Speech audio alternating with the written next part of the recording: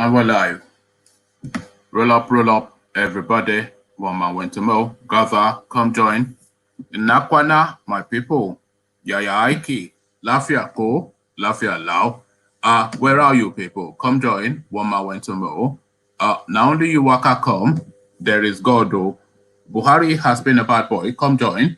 Matters are rising, all matters Nigeria related. You know how we do it, and you know when it is done. You should be there already. You should be here already waiting. One man went to mow. It is your man, not your boy. Gather, come join. One man went to mow. So just a bit of a housekeeping. Click here to come join live on screen. It is a Sunday, so there are no excuses why 10,000 of you should not be here already. Unforgivable, really. But there we are. One man went to mow. Come join. Buhari has been a bad boy. Come join. One man went to mow.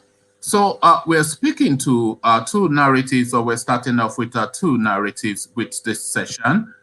We're speaking to the River State space, Yemson Wike telling us what we already know, that ROTIMI Amaechi looted the entirety of that space dry. So no surprises there. And Sunday Igboho is sending the signal that it's not going to be allowing any election take place in 2023 in Yorubaland. So we speak to that as well. So, and then we speak, of course, to matters that arise in the course of the session. So plenty to discuss as always. Say hello as you are coming in. I see you, Jaja Ada. Hello, how are you? Click on the hyperlink if you want to come join me live on screen. And without for too much more ado, let me just dive straight into the narrative. We go to River State, and of course, we read the latest installment on the LGBT merchant that calls himself ROTIMI Amaechi.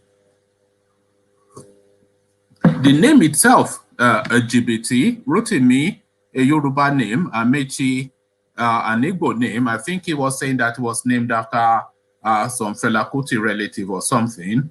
But nevertheless, the name that Yemson Wike is calling him is 419.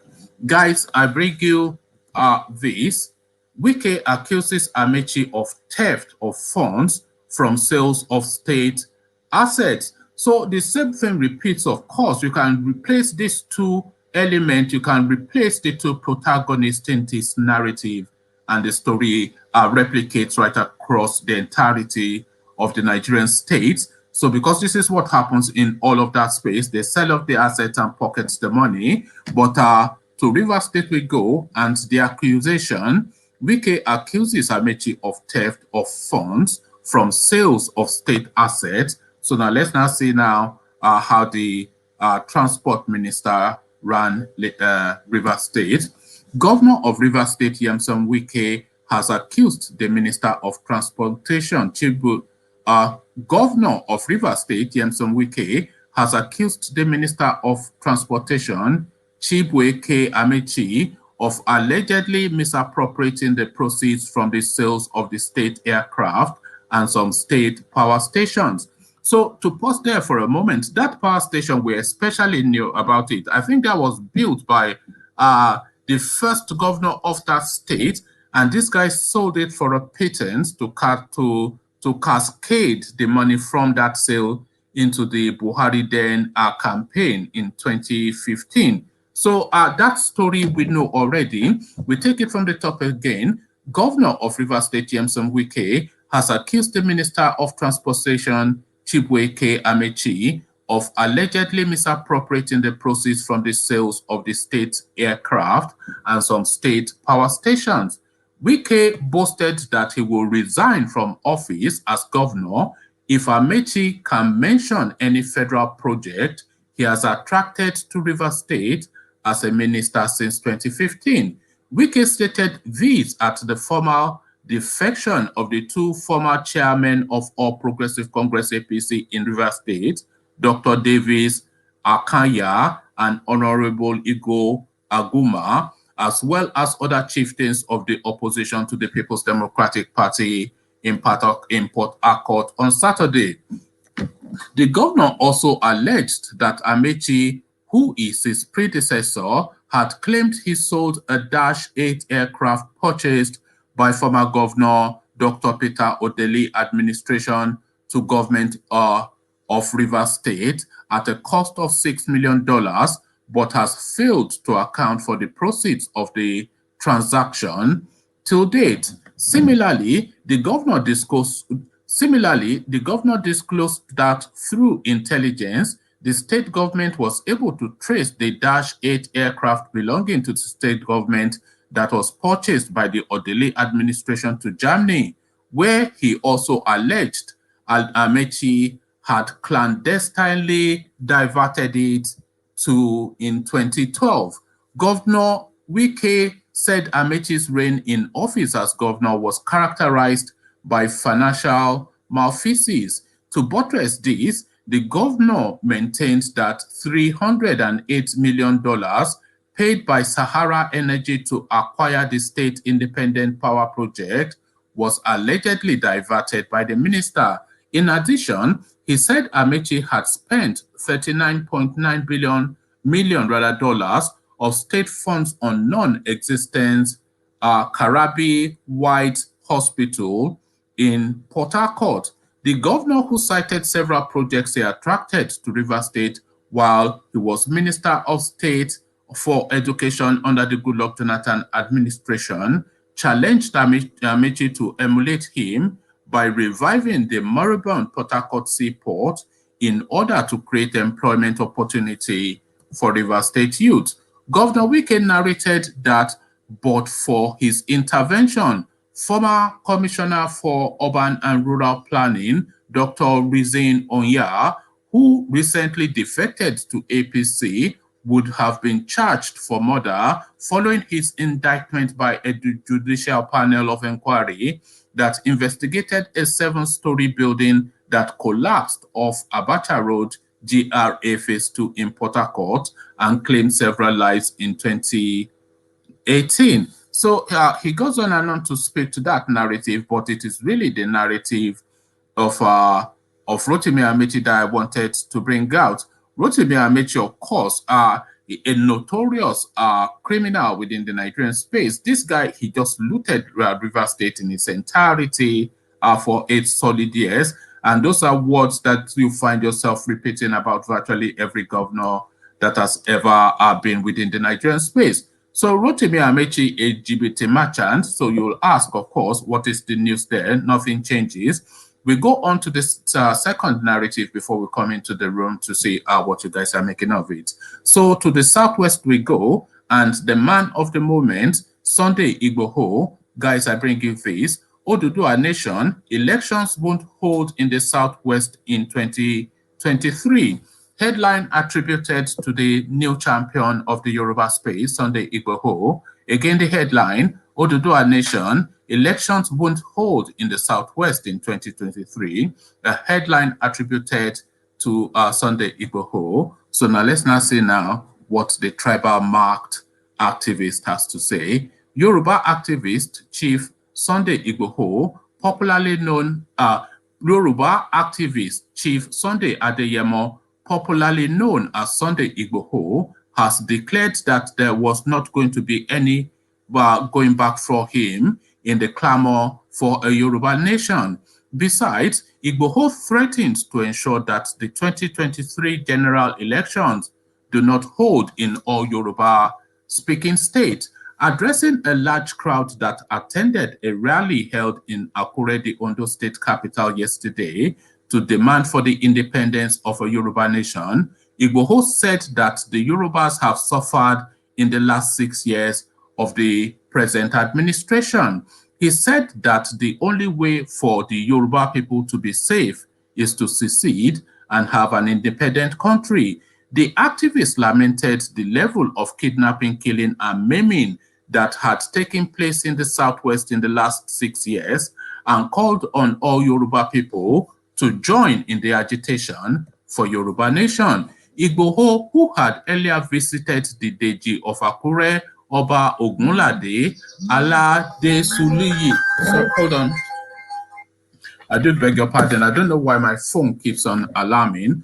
Igboho, who had earlier visited the Deji of Akure, Oba Ogunlade, Aladesu Lucy, called on all traditional rulers in Yorubaland to join forces with other prominent Yoruba leaders to free their people from oppression and victimization, which he alleged they are currently going through. He said that he would continue to mobilize people for the freedom of Yoruba people until his dream of having a Yoruba nation is achieved. The rally, which was attended by over 2,000 protesters, also featured masquerades and women chanting Yoruba solidarity songs as they marched round major streets of Akure. Beg your pardon. The youth had converged in Isakon Junction as early as 7 a.m. from where they moved round major roads in Akure, chanting various solidarity songs to demand for an independent nation for the Yorubas.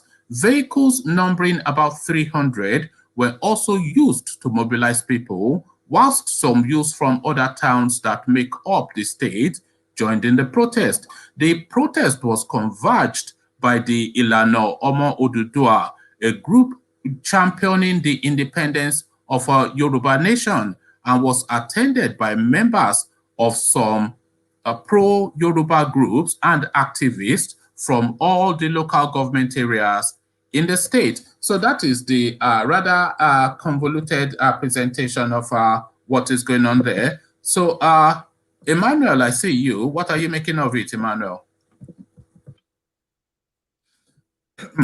Hello, good afternoon. Hi, how are you? Hello, can you hear me? I can, yes. I'm fine, thank you. I just want to say something, but I don't want to digress from today's topic. Right. If you permit me, yeah. But you are going to anyway. Yes, I've been listening to your program from the early days. If you remember me, you said about being a boxing trainer, but I don't look like one. I just want to address the issue of insults on the platform.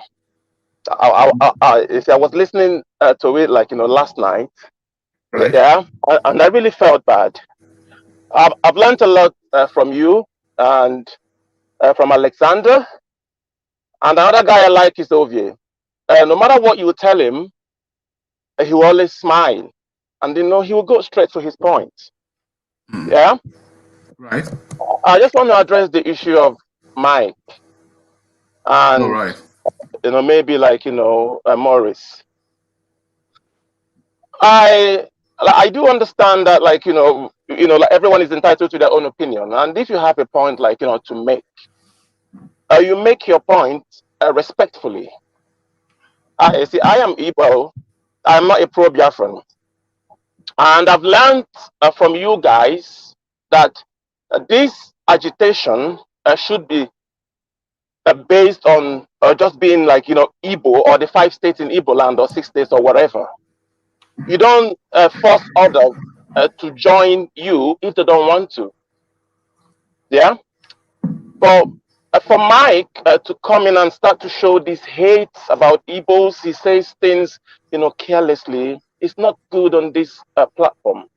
Is my wife yesterday was like, why are they fighting in this platform? I said this is how Nigerians are. I'm just asking, is there any way to caution anyone who comes on this platform, to make careless utterances? Because people are listening. What exactly was said that aggrieves you? No, I'm not aggrieved. What do you take offense to? No, the hate about. Sorry, hold on. Hold on. Without going into graphic details, just point me in the direction of what you'd like me to correct or to amend or to caution people on. Down the way he speaks about Igbos.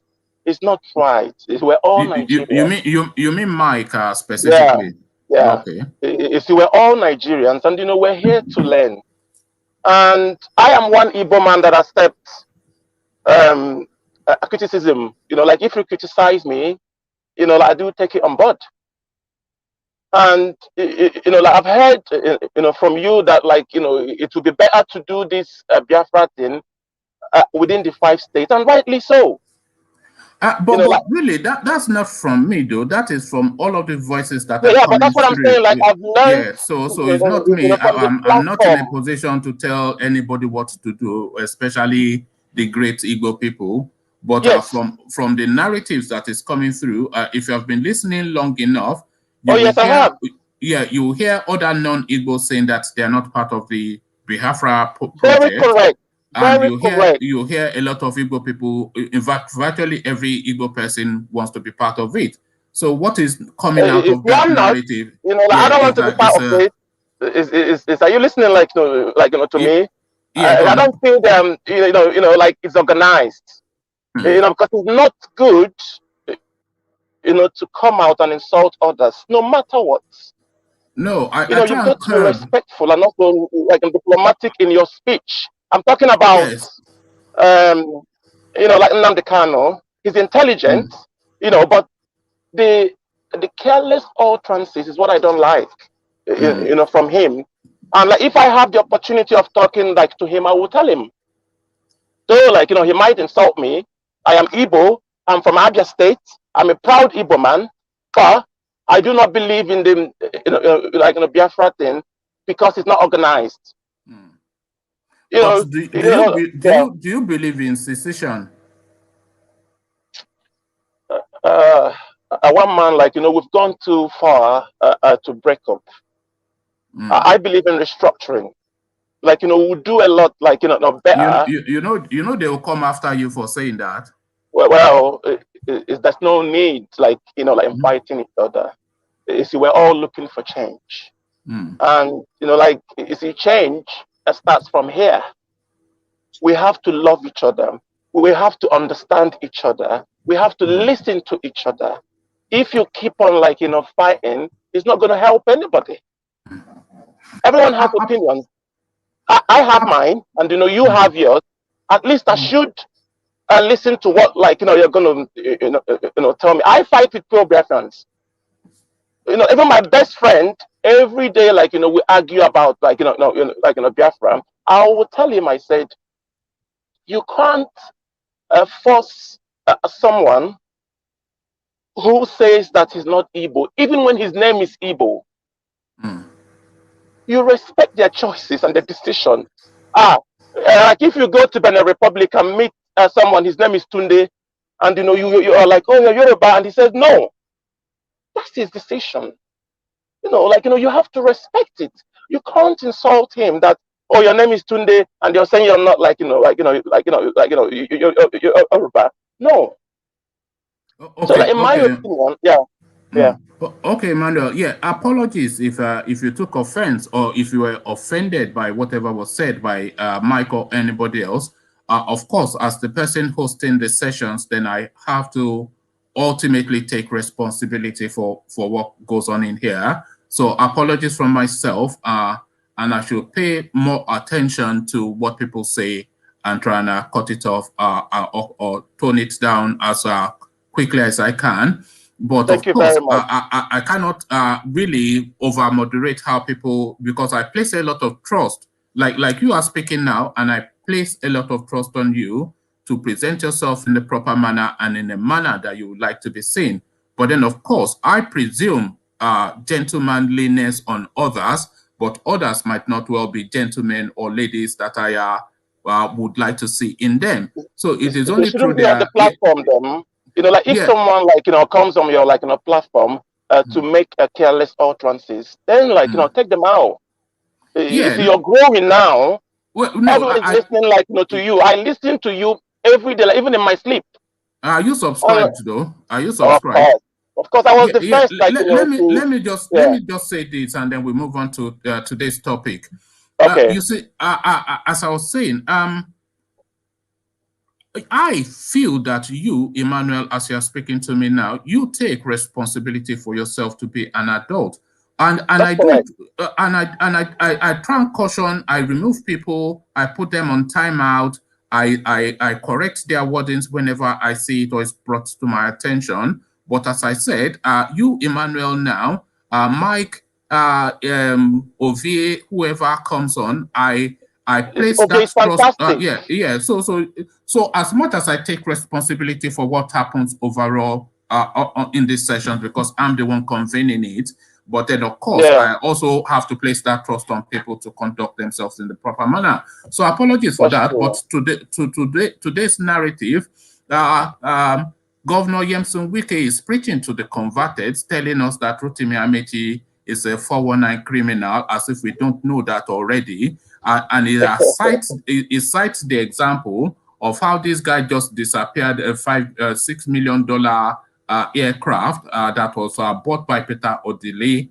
Then Peter Odili being the best governor they've ever had in that state till date, and he also sold some energy company. I recall that story actually. I think I covered it a year or so ago. He also sold some energy company that Peter Odili again built for the people of River State. All that money, of course, he cascaded into the Buhari campaign in 2014, 2015. So telling us that Rotimi Amaechi is a GBT merchant, a 419 guy, so that is not really news. But Sunday Igboho now telling us that over his dead body, he didn't say those exact words, but in more ways than in all ways than uttering it, that elections will not take place in Yorubaland in 2023. What says you? See, one man, this whole thing stems from the corruption and the embezzlement that is going on in Nigeria. See where we are now. See Ghana as a country, like, Nigerians are running to Ghana, like, for better lives. It's because of this level of embezzlement. Rotimi Amaechi, like, everyone knows that, like, he's very, very corrupt. And, this has led to the Biafra agitation, the Duduwa agitation. The thing is, you see, our leaders, like, I don't know how they sleep at night, like, one man. How do you sleep at night after you, like, you drive or you fly through these people that are poor, that, they can't feed, kids are on the streets, like, hawking. I don't understand, the kind of mind and soul they have. Is it my prayer? They're almost inhuman. Oh my God, it's These people. heartbreaking. It's heartbreaking.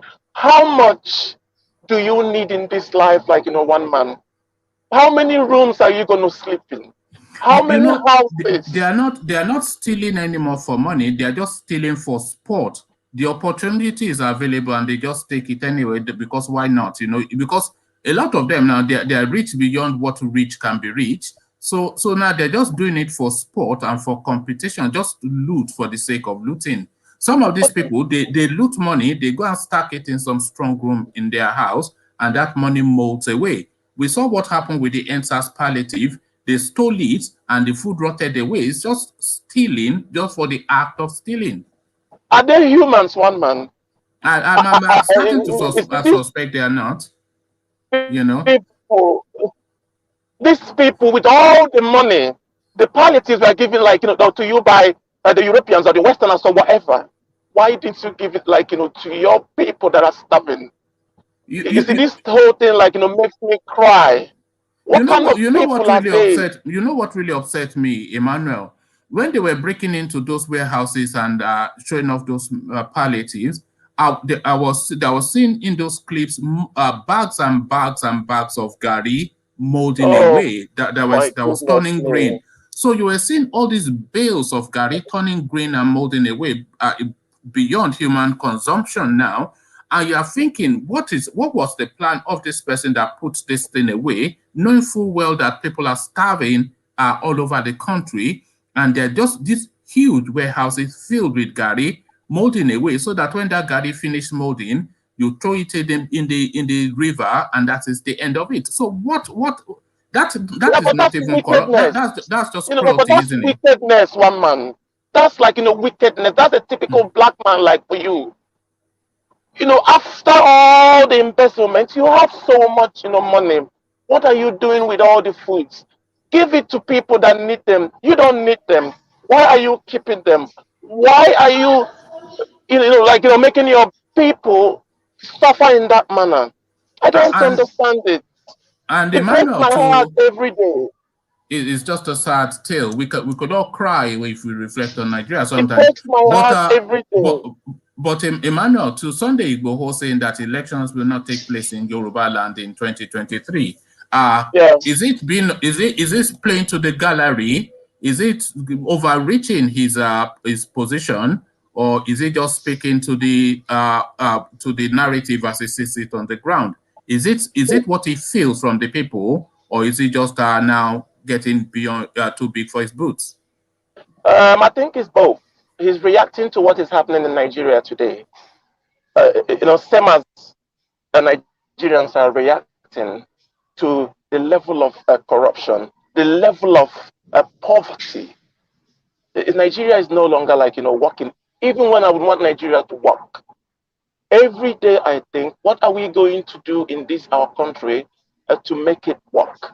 To make our leaders sit down and be like, okay, if we have a 10 naira, we'll try and invest at least 5 naira in Nigeria and still 5 naira. That is still going to do something. That is still going to help build a Nigeria. Sunday Igboho is actually, in my opinion, he's angry. He's fed up. And It is rightly the public so. face of what is going on, at least in Yorubaland, if not Nigeria, because what you hear from Sunday Igboho is what the people, especially in Yorubaland, feel. They are fed Yes, up, is what we're hearing. everybody needs. They are fed up. They're fed I'll up. give you an instance. I'm into boxing. I'm a boxing manager and trainer. I'm supposed to go and have show this December, but I can't go. It's because of insecurity. I'm from Aba. Oh If I yeah, go I to Aba remember you today, now. yes, You are the boxing promoter. yes, I And there you can't go. go. Because of the You level have of to go and sign up. You insecurity. have to go and sign up Anthony Joshua and make millions. So, Well, I have some guys that I manage that are coming up, but you see, all these things, even in my state, the commissioner for sports, he's got no interest in investing into these Oh boys. yes, I think you told us that narrative His when you met interest, him. Yeah. his interest is just to steal. It's just to take like money.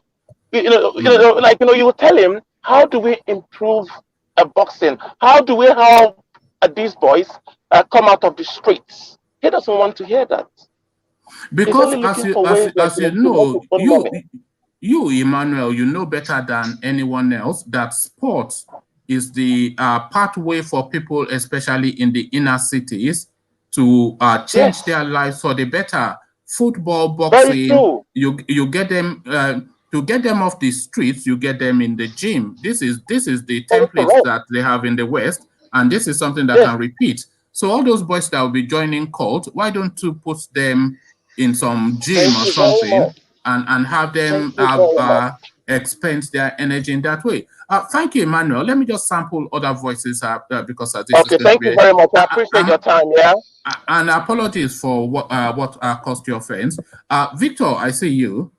Yes, good afternoon, sir. Wagwan. Me all right, me good.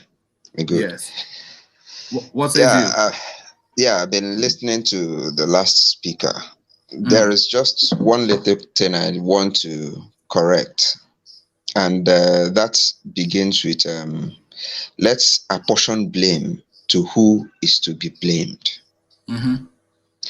Both everybody who is seeking to leave the union called Nigeria has their own reasons, all right? Just like you think it is correct to have your, just like you think it's correct to have your country together, some other people some other people think it's better the other way. However, the reason for all these problems is just one people, the people in government. It is just their problem. I don't want to support any idea that puts any part of the blame on the people. All right, like it is your government. Is the government not a reflection of the people? No, it is not. If government Really? is a reflection of the people, why are the masses crying? Is the government crying? No, No. The people will only ever get the sort of governance that they allow and facilitate for. I'll cite you an instance. A government is an average of its people. Is that what one man is saying? Sorry, Are you saying that a government is an average of the people? Yeah, I said it's a reflection of the people. And I'm citing the example of countless European experiences and all over the world, the French Revolution, Bolshevik in Russia, when they beheaded all these people when they had enough, that this is not the... what is that, Oliver Cromwell in the United Kingdom, that changed it from the monarchy to the to now the primary to Westminster system that they have in the United Kingdom. So if the people tolerate it, then that is what they deserve. The government is a reflection of the people. Exactly, but you must also be at home with this idea that poverty is a potent weapon, very potent one. In fact, I think there is no other thing holding Nigeria down apart from the level of poverty which we, the people, have allowed ourselves to. Yeah, but are we not hungry enough now to be angry? Are we not hungry enough now to be angry? And where is that anger? Oh, well, like the last speaker said, maybe he's not angry.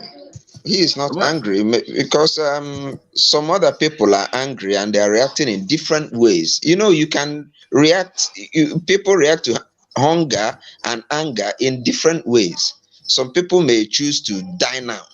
Some may choose to steal. Some may choose to go begging. Some may choose other ways. So what my actual point is, I don't want us to indulge in trying to blame anybody for any side. Yes, don't blame the victim is what you are saying. Okay. Don't even blame anybody for any side they have taken. If things were in the right place, I don't think some of these agitators, we will be even listening to them. If things were going all right, they wouldn't have a voice. Like, they wouldn't have a voice. There are some African countries you go to now, talk of secession, they'll tell you, sorry, we're okay.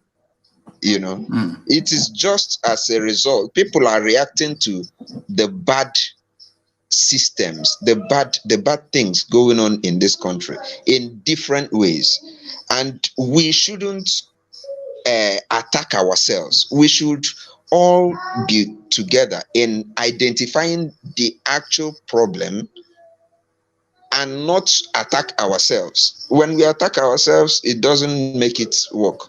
But if we face the problem, if everybody is fighting this problem from what's leading you to saying this? Because you are talking in abstracts at the moment. So can you narrow it down? What's leading you to making this comment? What have you seen that has led you to feel the need to say this? Yeah, the last speaker was talking about having like when he discusses with his friends who tell him they want a change in the arrangement or nothing. I urge our people not to engage in such arguments. Let us allow. You see, it's always in the expression, isn't it?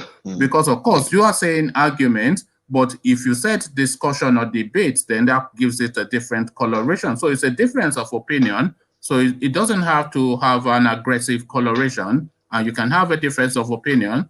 If he doesn't believe in breaking up Nigeria, he believes in restructuring, and his friends believe that Nigeria is done and it should be broken up. So he takes it on from his own perspective, and presents his own argument, and his friends, they contrast that. So a healthy debate. Exactly. That what I'm saying is, let's cohabit in our different mentalities and our different preferences, but let's still identify that one problem we have. And okay, not, what is your preference? What is your politics? Where do you weigh? Well, I believe I might change my preference with time depending on what's going on. But as at now, I hope we achieve whatever we can. And what I want is a very, very honestly, even though it has proven not to work, but a very, very honestly restructured country in a manner that everybody gets what they should get. And that is just autonomy to me. What is the definition of your own restructure? Because it means different things to different people in terms of like what will you classify as restructure? Okay, I give you an example with Malaysia. There is a state in Malaysia called Sarawak. They control the resources there. In fact, they are the ones who actually have a huge chunk of the oil in Malaysia. They control the resources there. They have a different organization when it comes to their immigration. If you come to Malaysia, if you go into Sarawak, they are giving you 2 weeks. They may give you 3 months on entering Malaysia, but they are giving you 2 weeks. That is their own preference. They exercise a good amount of autonomy. So I want the restructuring I want is such that people have their powers to make laws that suit them. Because Nigeria is a country with diverse and many different cultures. Maybe what works in this state may not work in the other state. Okay. So that autonomy, power. What you're talking about, Victor, is a semi-autonomous nations within a superstructure, which is essentially a confederation. But then, of course, the breakdown of that is really where that narrative usually evolves into. So if you have these semi-autonomous nations within a superstructure, what would be the components then? Because then we are going back to that territory of who is who within the Nigerian space and who should stand as a nation. Well, so, or are we just going back to the southeast, southwest, the north? Is that? It could, if they want to further break it down, because from what I understand, the Middle Belt have their own arrangements too, and other geopolitical zones may want to have their arrangements too. That is fine. For me, in as much as, like, there is something I know. People can be united culturally, they can be united politically, they can be united otherwise. So if these people have this way of life, and what could be a crime here may not be a crime in the other place, just like in the United States. There are different variations to their policing, So as long as even in this Nigeria, is fine by these people, the Sharia knows. Sorry, but it's so yeah. Okay, but now it's you can only lay claim to that example alone, that particular one. I don't think exists another one. Okay, before I take another voice, Victor, paint us a picture of the Nigeria that you would like to see. So just paint a very quick, brief picture of that Nigeria that you speak of. I like to see a Nigeria that is politically, culturally bonded in diverse parties. If these people want to be autonomous, let them be autonomous to a great extent, and these other people want to let's have this kind of unique kind of confederation that will allow everybody to grow at their own pace. I think that will solve some problems. You see what you've described is convoluted and complex, because an easier way out would just be to break up the country, because if we are going to start dividing into the sub-ethnicities to give them semi-autonomy. By the time we start to unpick that, we will quickly arrive at the conclusion that it is just easier for everybody to go their own way. But thank you. Sorry, carry on. Yeah. Yeah, I pray it is easier that way. What I'm personally, because I know the people who will suffer this are the poor ones. All right, that's where I have huge issues on that. I don't think we've ever been able to do things peacefully when it comes to in that regards, and that's where I have my own fears about it. If not, I don't have any problem with breaking up. I don't have any problems with it. Thank you, Victor. Unfortunately, it's always the poor people that bear the heavy brunt, rather, of change in any system. But that's just a fact of life, an unfortunate one, but one nevertheless. So before I go to the next person, a bit of advertisement. I am looking to do a master class, start some sort of like a master class series on specialisms. So an example, I'm looking to explore the real estate space within the Nigerian space. So real estate in Nigeria, so I'm looking for people that have expertise in that. And I am looking for a walkthrough from A to Z. So a man with, like, let's say 100 million naira, or let's even say 10 million naira in his pocket. So that person wants to purchase land and then ultimately build whatever, a bungalow, a block of apartments, etc. So I want a walkthrough of that, from that guy being able to identify where to buy land, how to buy land, how to get people to build it, what the documentations are, etc. So I want to do a series on that. And if anybody that is watching this video now, or what is this video in playback, if you have any expertise in that, then please DM me on Instagram so that we can arrange to do a session because I want to run that series. So I also want to run a series on financial investment. So if you are a financier of some relative success, then the same processes apply. DM me. If you're a crypto expert, if you have expertise in anything that you would like to share, I want to run that series like a master class, sort of like a series of people showcasing their expertise. And I want to start off with real estate, especially in Nigeria, but it doesn't even have to be in Nigeria, but just that real estate sort of like a space. So the second thing, if you watch regularly, I'm going to be pushing this now because the analytics is telling me that a lot of people watch, but they don't subscribe. So if you watch regularly, then please subscribe and like the videos as well, because of course that helps with the YouTube algorithm. So that out of the way, I want to go to Godara first. I am African, I see you. Makinde, I see you. Igbo, I see you. But you are members of the team. But I don't think I've ever heard from Godaro before. So Godaro, let's hear you. Hello, gentlemen. Hello, how are you? I'm fine. I don't know what the I can see from. Yeah, we were talking.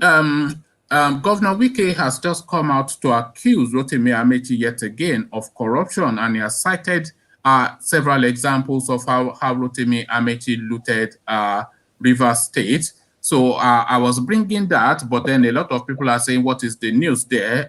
We all know that ROTIMI Amaechi is a looter.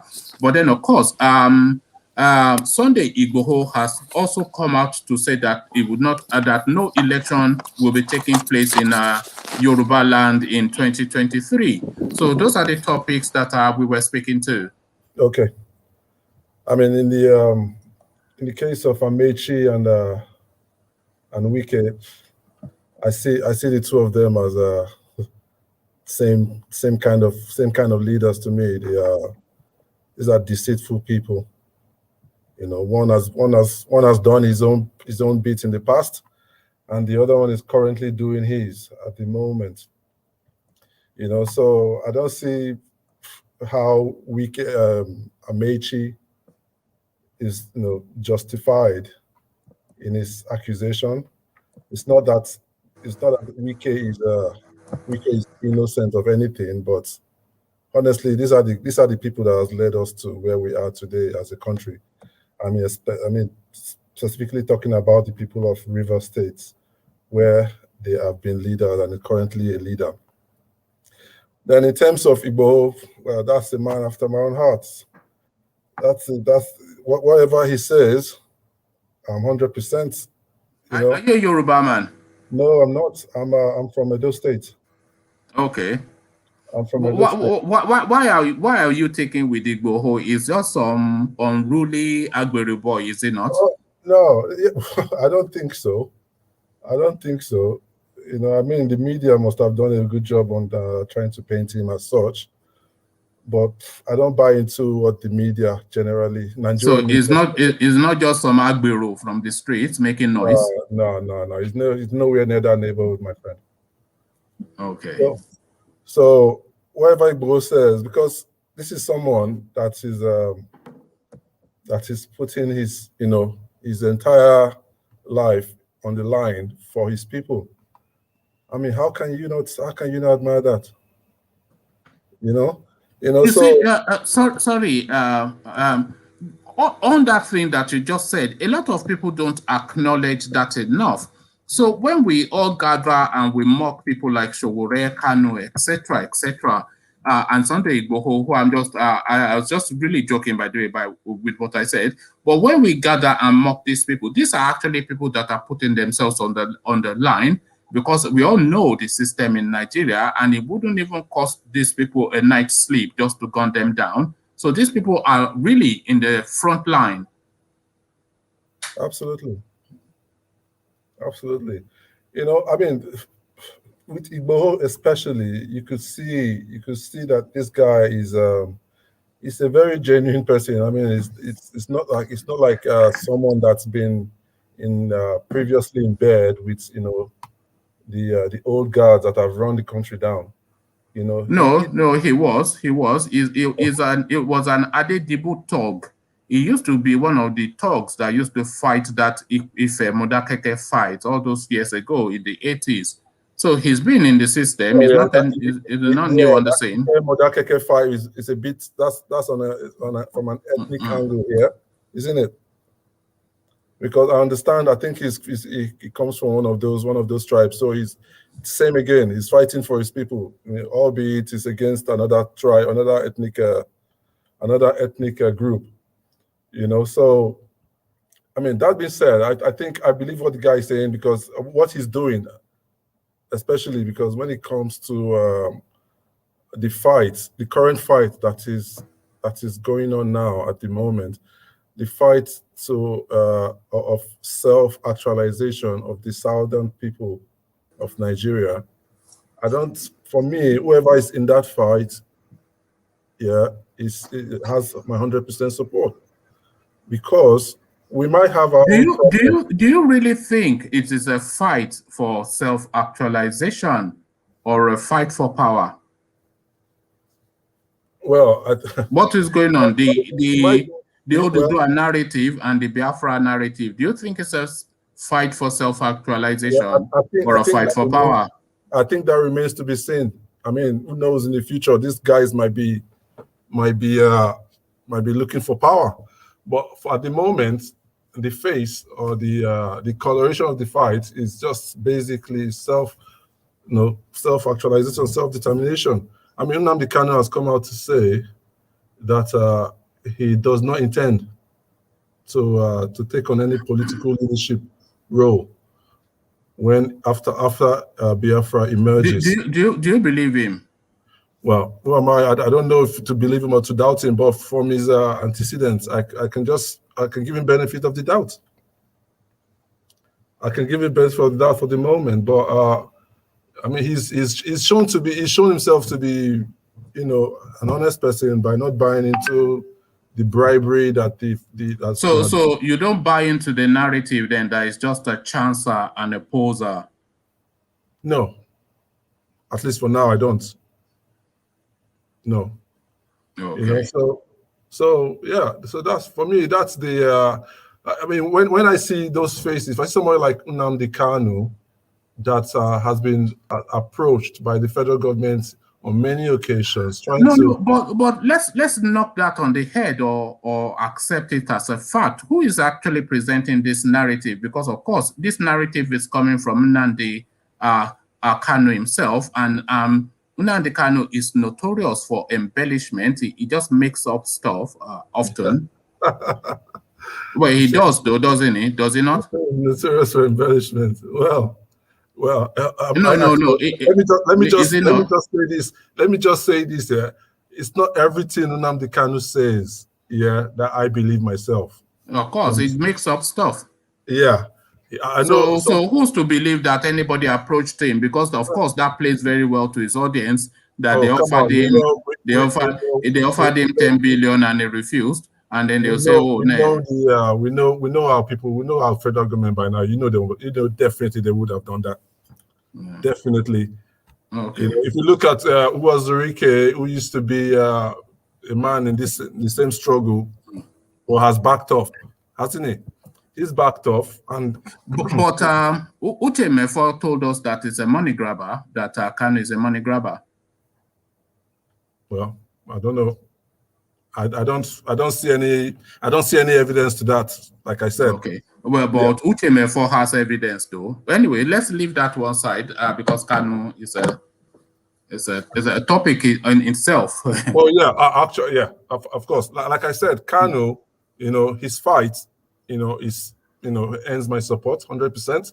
Same as Igboho, So for me, I just see that the extrication of the southern part of Nigeria from the north is the only way forward. Given the history of that country, given the foundation the country is built upon, there is no way. I used to tell people that in the past year, it's like the Igbo man and the Yoruba man from the west are just looking at each other.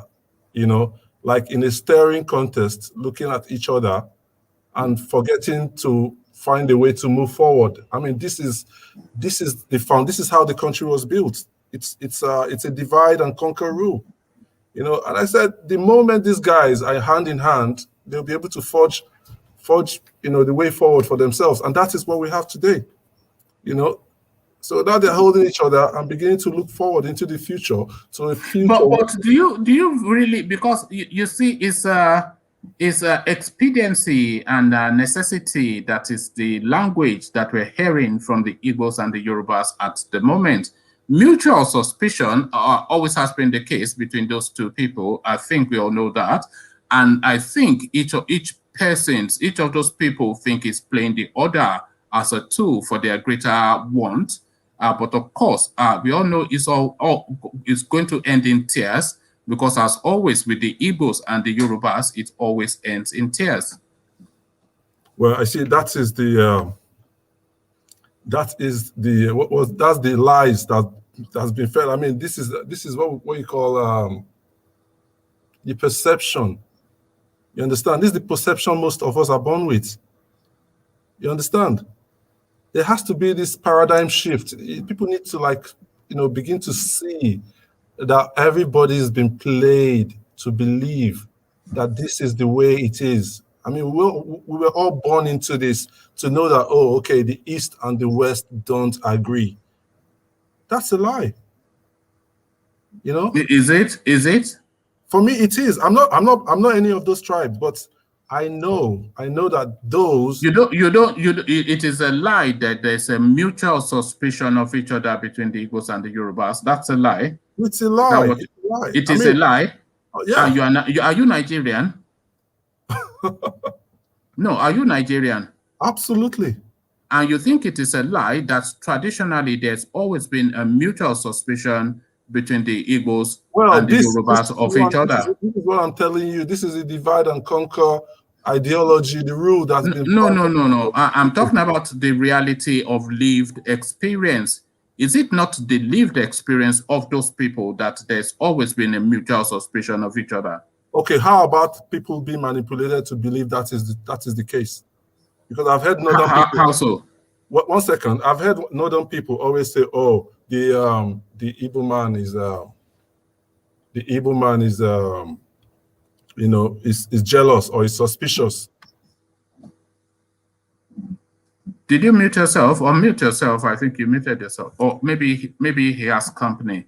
Okay, Makinde, I see you, but let me go to Rick first because he's a new voice. So let me just hear his sounding. So Rick, unmute yourself. What says you? Hey, how are you doing today? Hi, how are you? So I just want, I just came on there and then try and listen to what you all are talking about.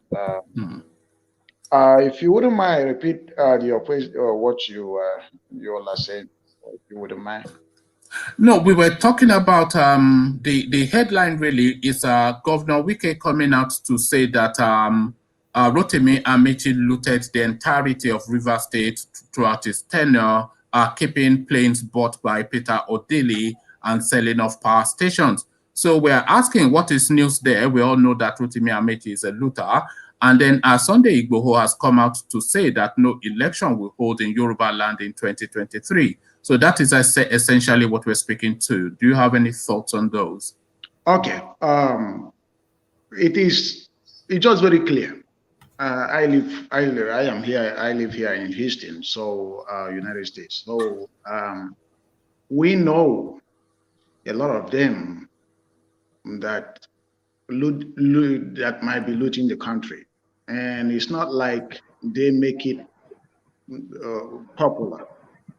What they will do is to invest with the money out here. Whether Wike is talking, Wike is doing the same thing. Every other one of them, or those that have been there before, he is still doing the same thing those ones are doing. So whatever he is saying is just a political kind of campaign. You are correct. You are correct. Because let me just interrupt. I was saying that if you remove the name ROTIMI Amaechi and Wike and go to any other state in Nigeria, go to Sokoto, go to Lagos, it's the same story that repeats. The previous one looted as much as he can.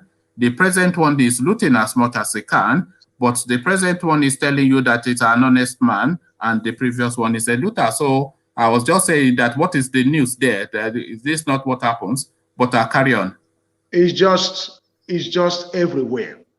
Every one of them. There is something we need to understand here. Many of the people in government today are the people that introduced, or if I can say, exposed what we used to call 419.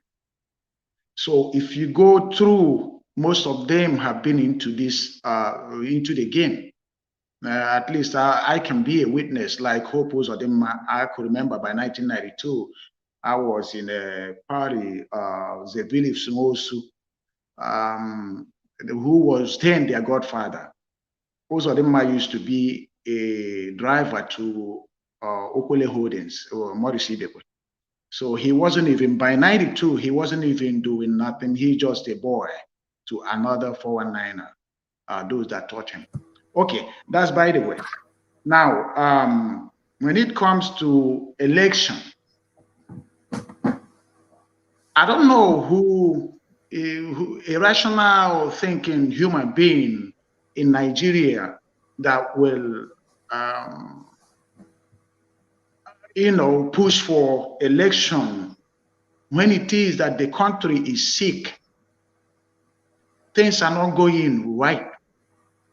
When you come to look at what all the government apparatus in Nigeria today, you see where it is going, which is not how it was.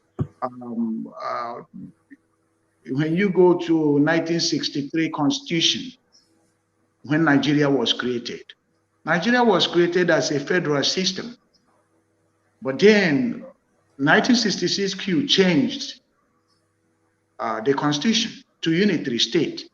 So Nigeria is claiming they are practicing federal system when they are practicing unitary system. Now, that constitution, we have gone back to democracy. If they want the country to work, if they want Nigeria, they would have, long time, they would have gone back to 1963 constitution, whereby we had regions. Just like Victor was saying, we had regions, and there was a kind of autonomy to those regions. So they would have gone back, bring the or whatever paper where they kept it, they would have gone back to it, and they will make some amendments, and then from there they can start. But as it is, every one of them they are after what they can make for themselves and the oil blocks in the delta and in the shall I tell you when Nigeria started to fall apart? Okay. Nigeria started to fall apart in 1979.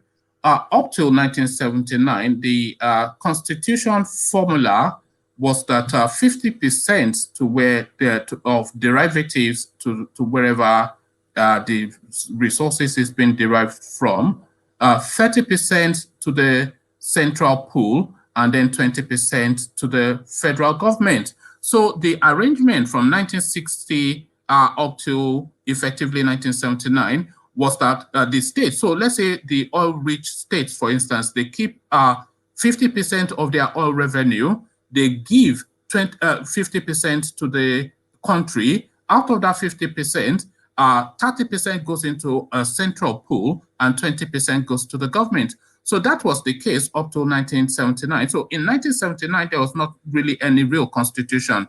But then what evolved after 1979 was a new formula. The federal government keeps 87% of whatever resources is generated by the Nigerian state, and the state that resource is being derived from, they keep 13% as a derivative. So that is the system we have at the moment now, and this is the impediment to what you're talking about now. If they are keeping 87% of all the oil revenue, the gold, the cocoa, everything, what incentive do they have to change that? If you were that person, what incentive would you have to change that? Listen, the issue, like I would say, I'm sorry, I am maybe wasting other people's time. Sorry about that. But what go on. We value your opinion. What I am saying is, even when you've just stated how it has been, that is from 1979.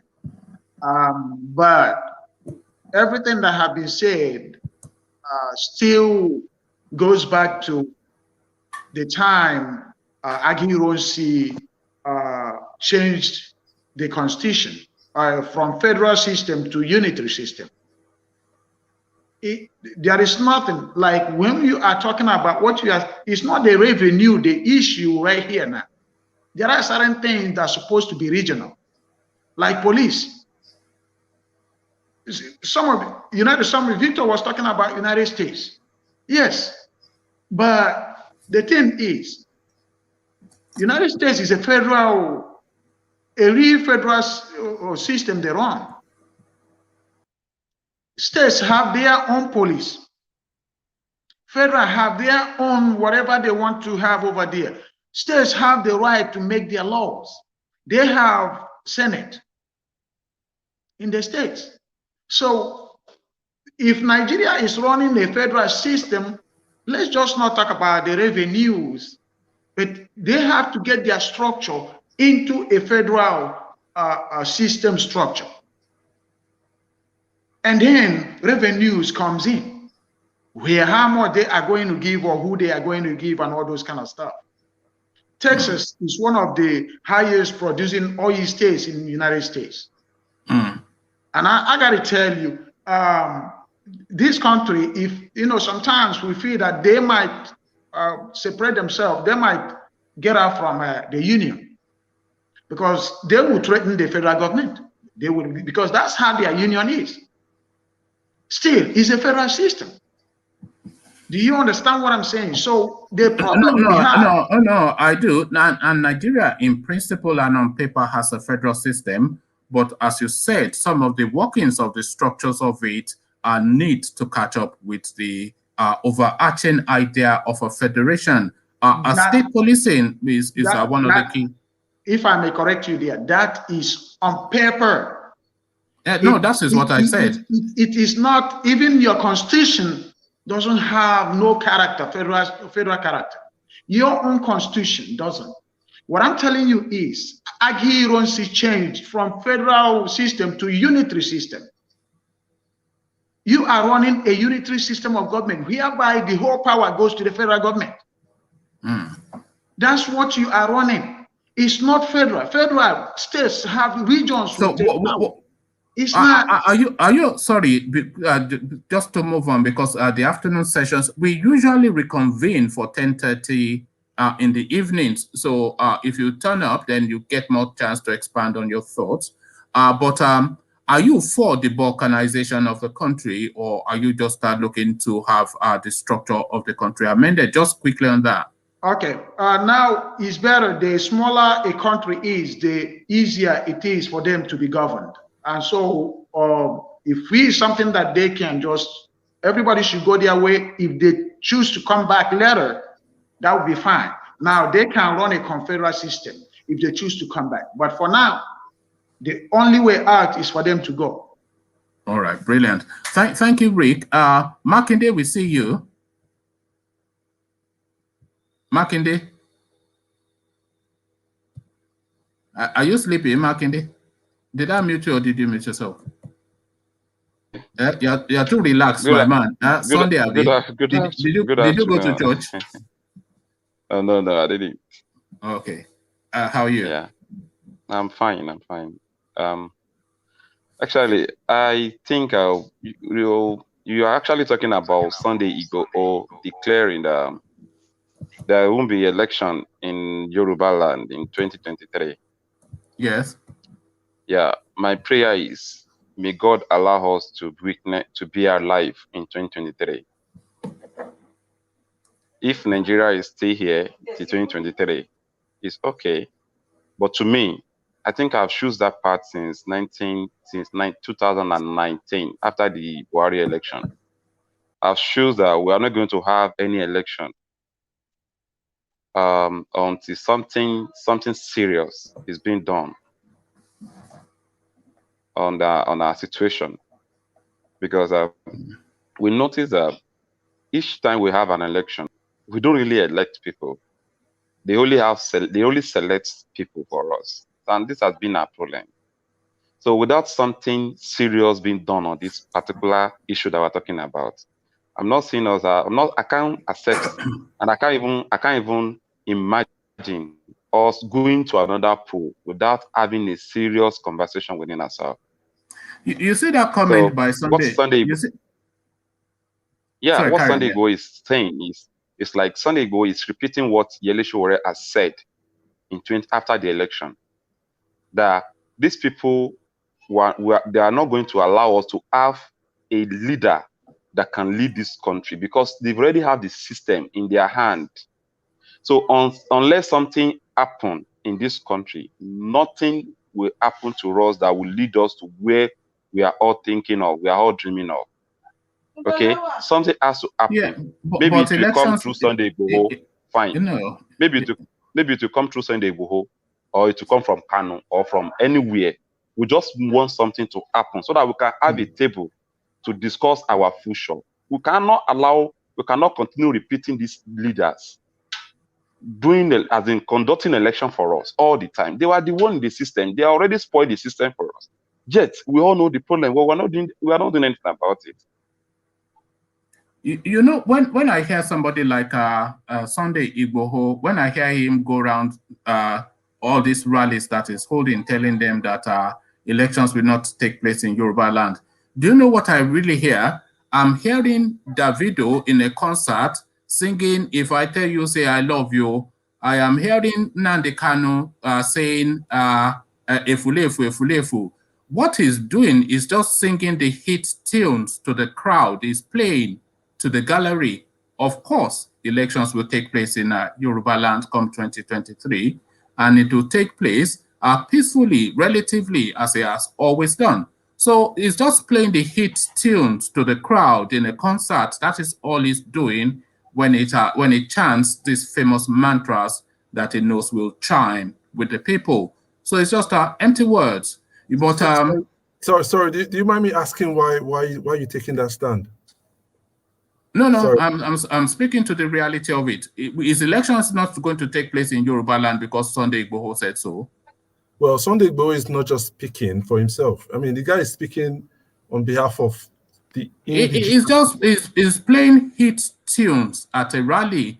It's like it's like the DJ. I don't know.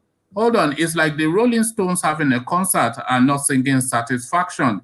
So he'll just throw that to the crowd that and elections will not take place in Yorubaland, and they will chant, hey, it's just playing hit tunes in a concert. Is that, like I said, the Davido singing Choma and Nnamdi Kanu chanting Efulefu. It's just paying the people the coin that they know. I don't think you should trivialize.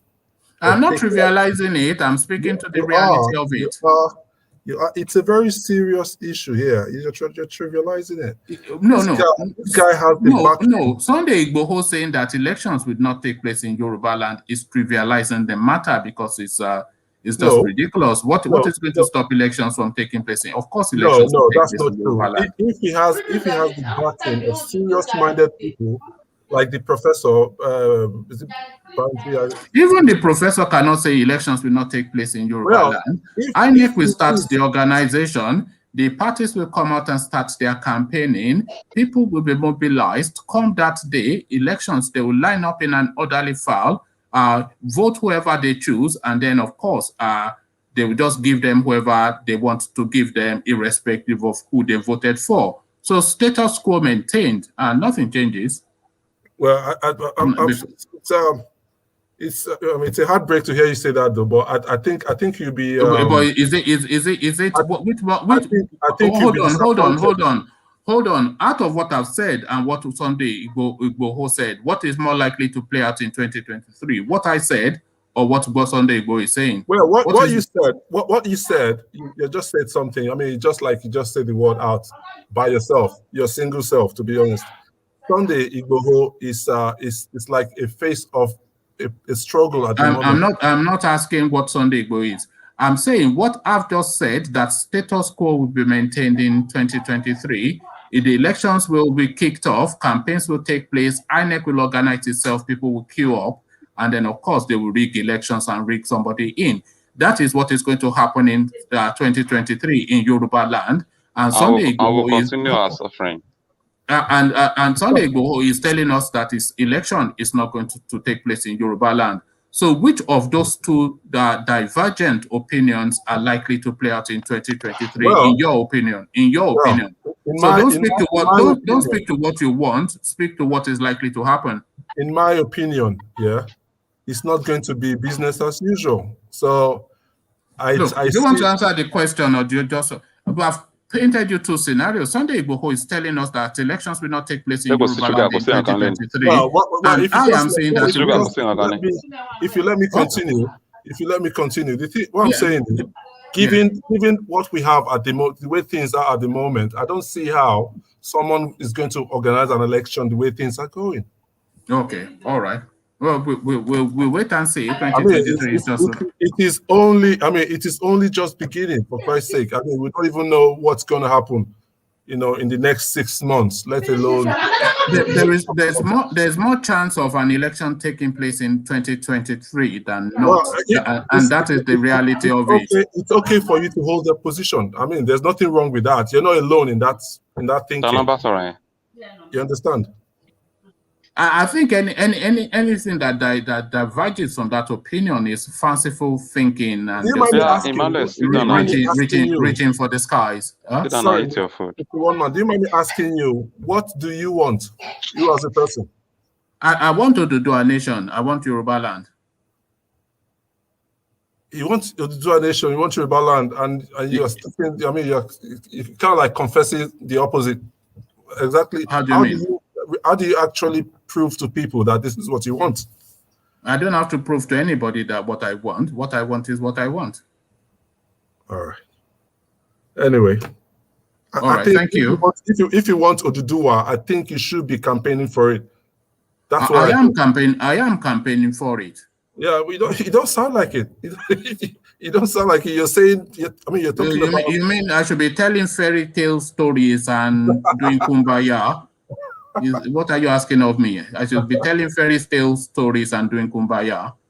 I think what you're telling now, the one you're sticking with now is the fairy tale story, my friend. That elections will take place in 2023 is the very okay.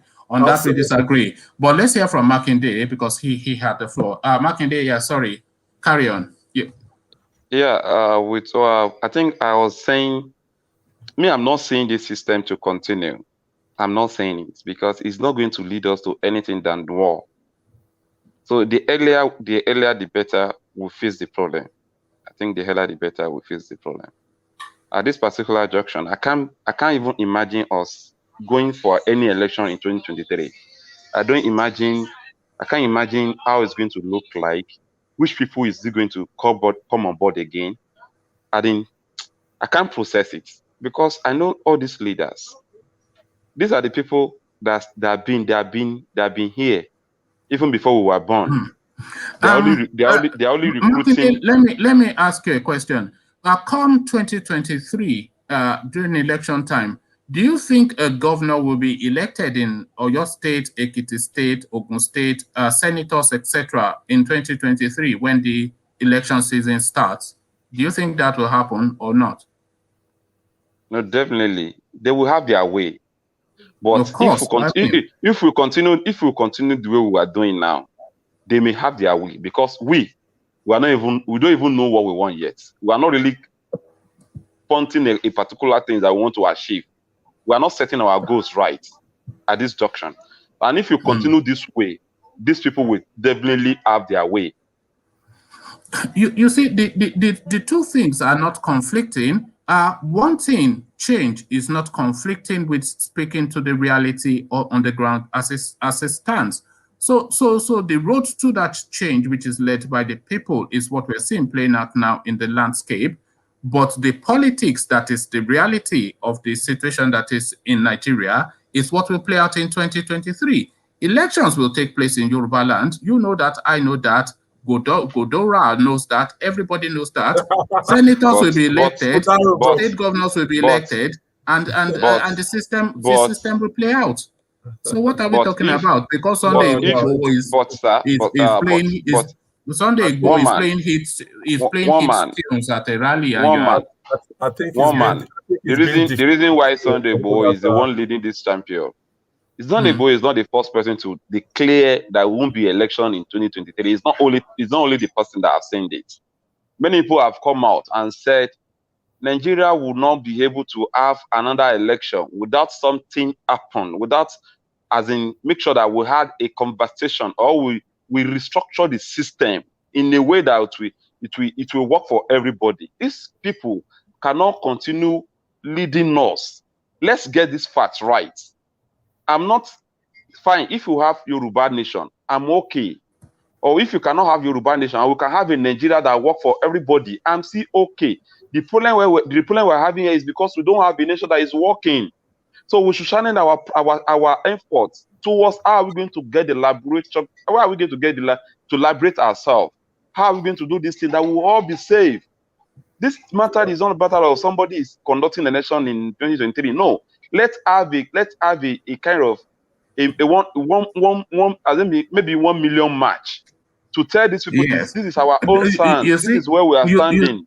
You see what you just said there, Makinde, that I align with the reality of that 1 million man march, because that is a potency and that is really the language of change, but not being at a rally giving the people what they want and then taking the applause and walking away. That's just playing hit tunes at a concert is all that is taking place there.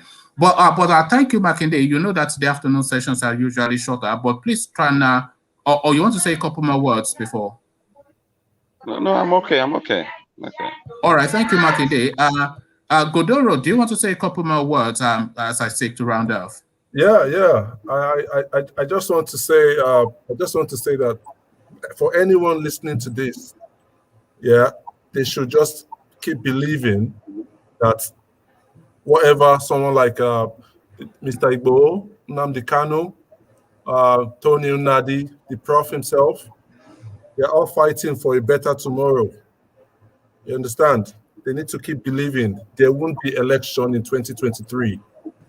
They need to keep believing that, and people will find a way to make it happen. Thank you. Okay, should they vest that belief in realism, though? Should they believe with their brains? Absolutely. Should they, with their eyes open?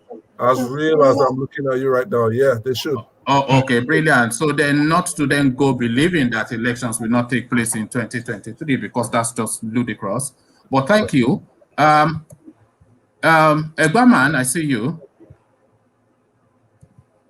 Egbaman, quick word from you. Yeah. Yes,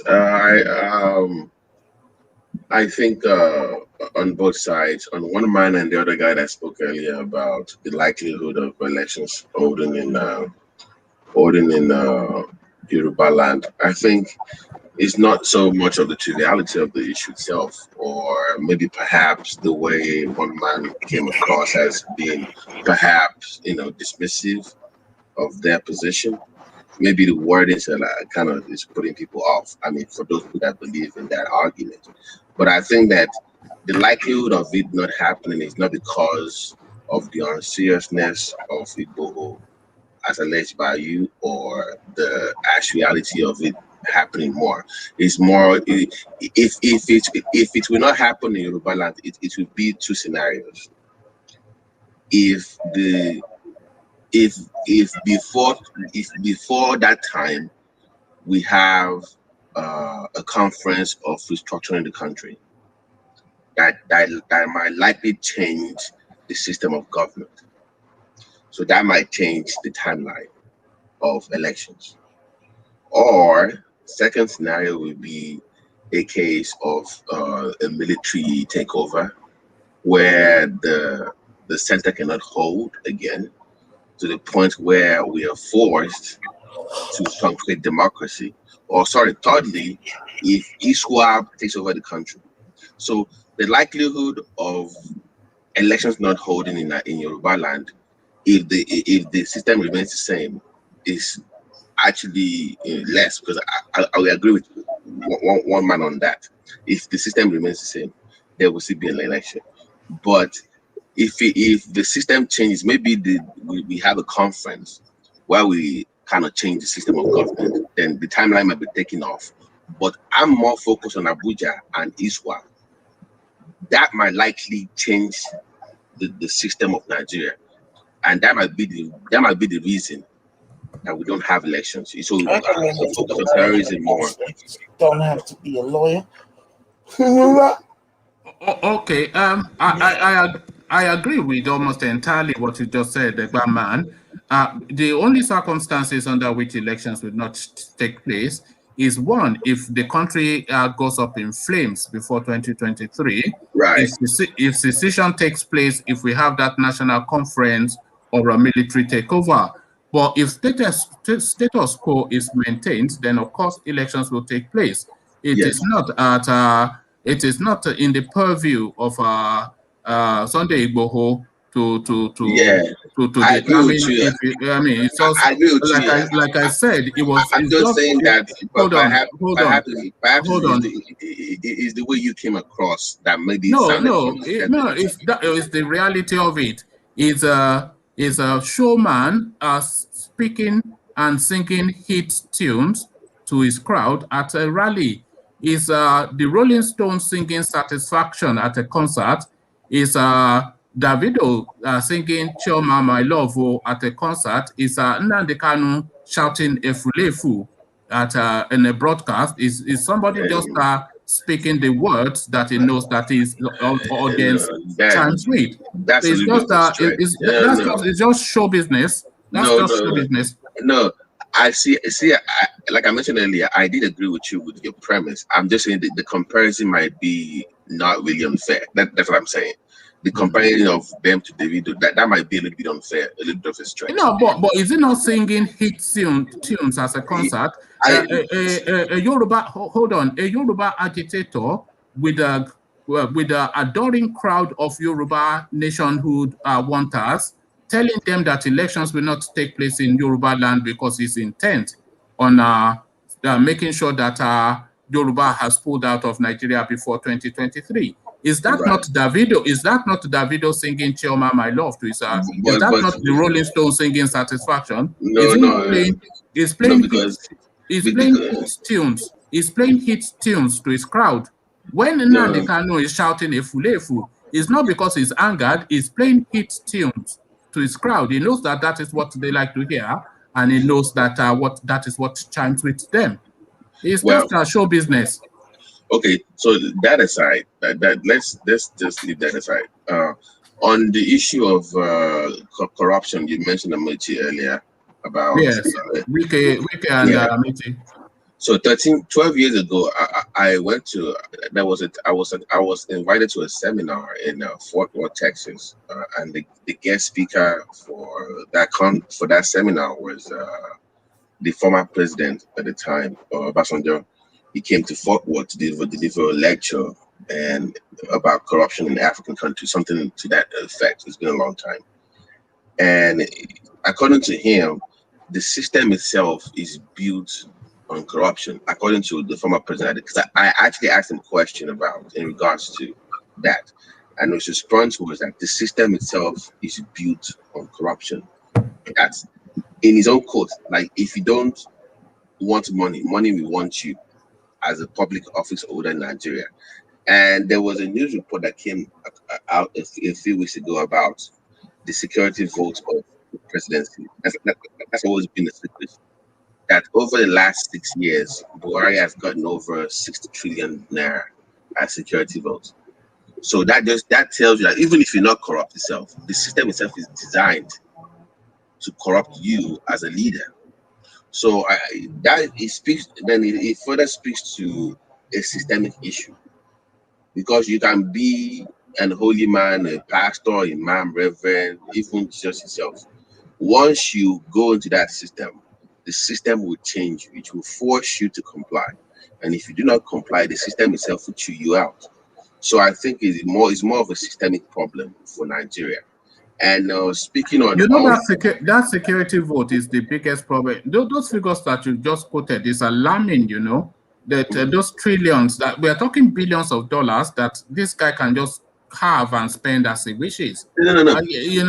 Let me ask you. Let me ask you. Do you know that the Warriors are taking over 6 trillion naira as a security vote, but yesterday, I think 2 days ago, they are applying for a loan of 2 trillion naira. So you are applying for a loan of 2 trillion, and the guy is getting 6 trillion. There was a Western functionary once years ago that was saying that all this debt forgiveness that Nigerians are always asking for, that it's time that people started going heavy on them, because 10 Nigerians that he knows, they can pay the debt of that country off without even stopping on their way to Quaglinos to eat foie gras. It's just, it's frightening, The debt profile.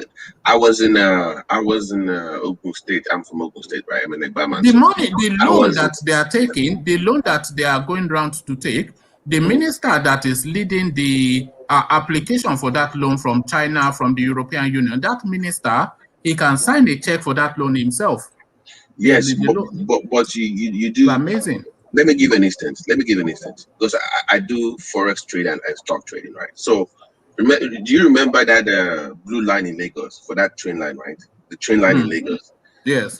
You know that on paper in Lagos, right? They have it as close to the first one they did, not the second one. The second one is cheaper because they are linking it to the federal line. So it's like $135 million. So they're only doing the land surface and they're not doing much of the bridges.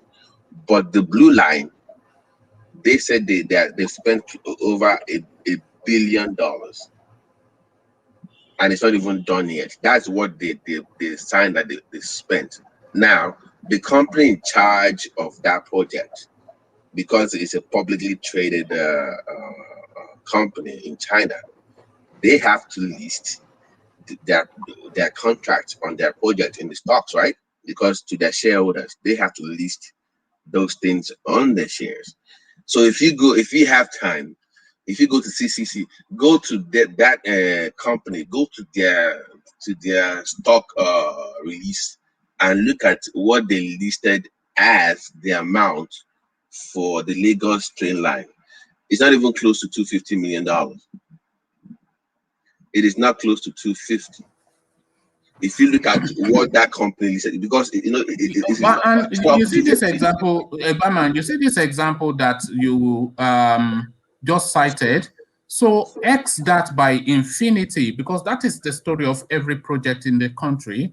You know, right. They will spend $1 billion on something that costs like $2 million. No. I'm saying that and still do it badly. The company said it's close to about 258 million, but they said 1 billion, and they wanted to add another 200 million, so about 1.2 million. But also we have to factor in clever accounting for that company as well, because China in corrupt country. Yeah, woman, my bigger issue is that China knows that already.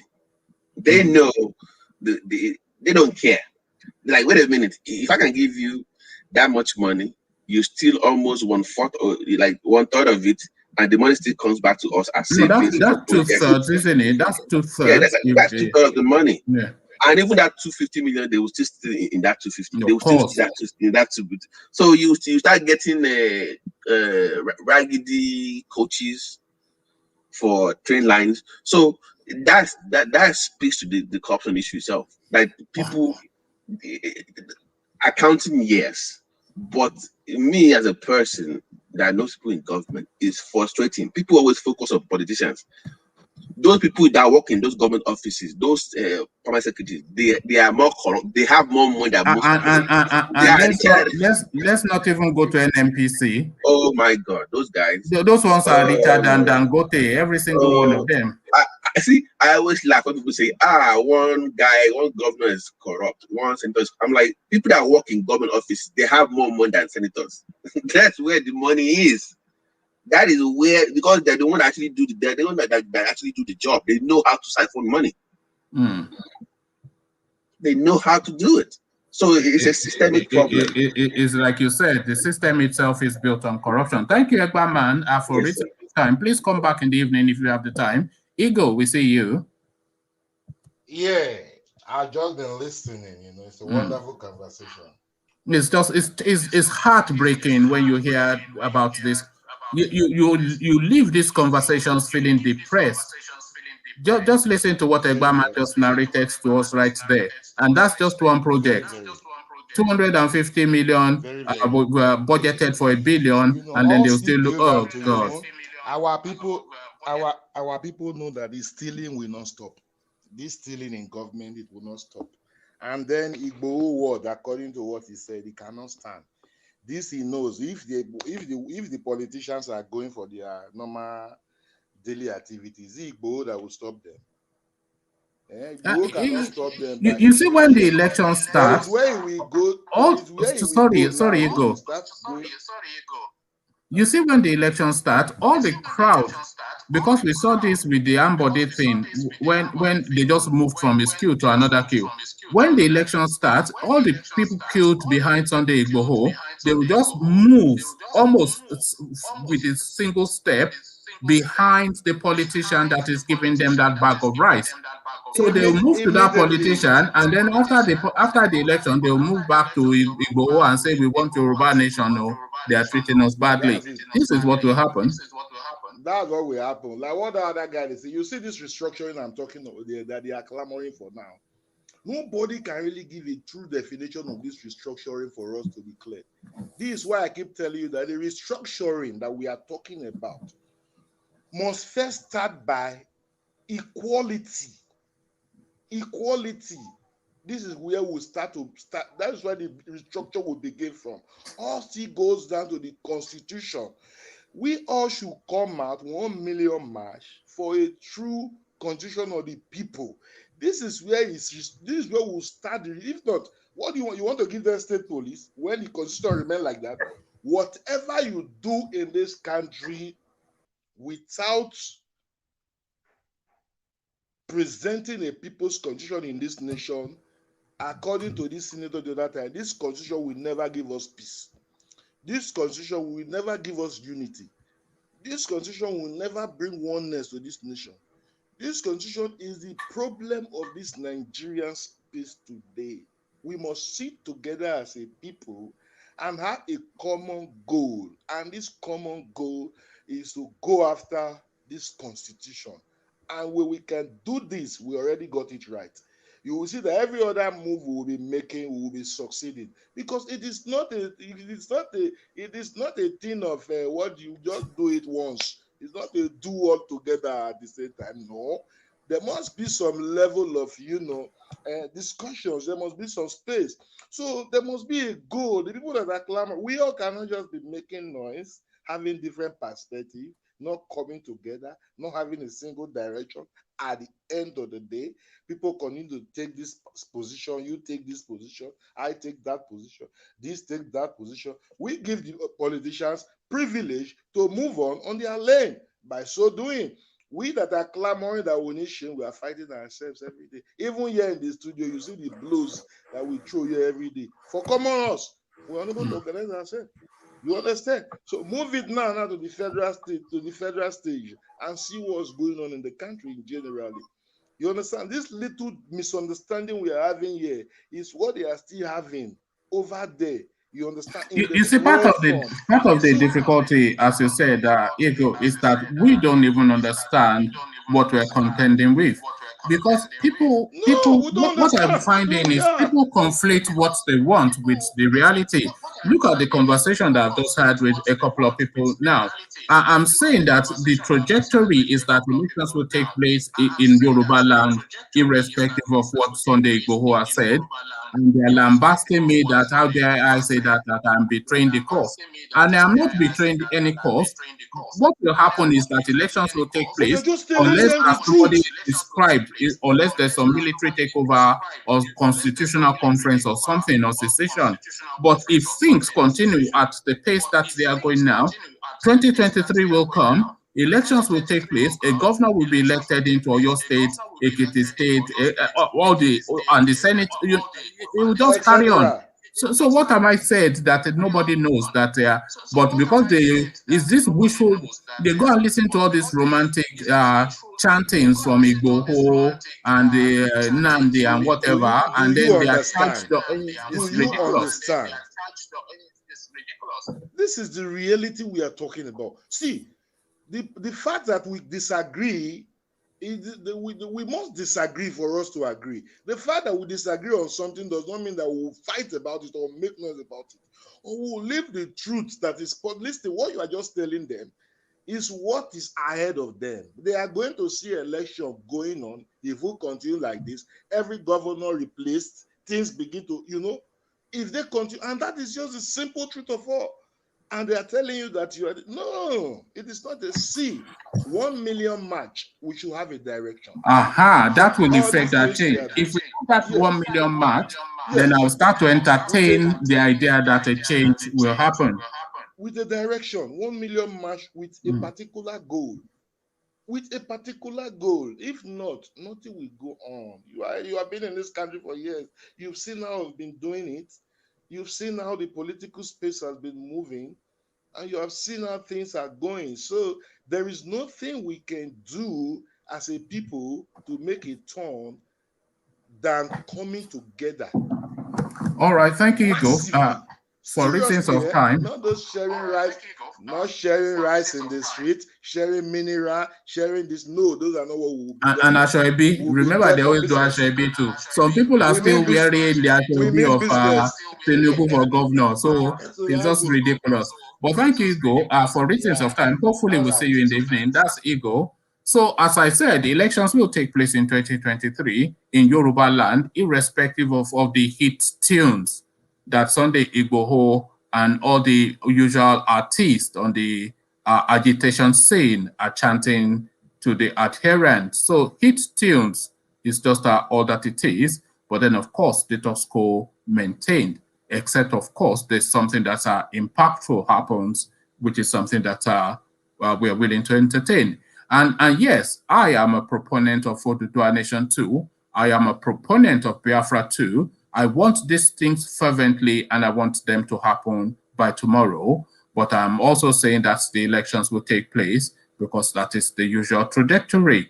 Conversations in the comment section. Come join. You know how we do it. Come disagree or agree in the comment section. So I'll leave you here. Carry the conversation on with you in the comment section. But here, I say, peace.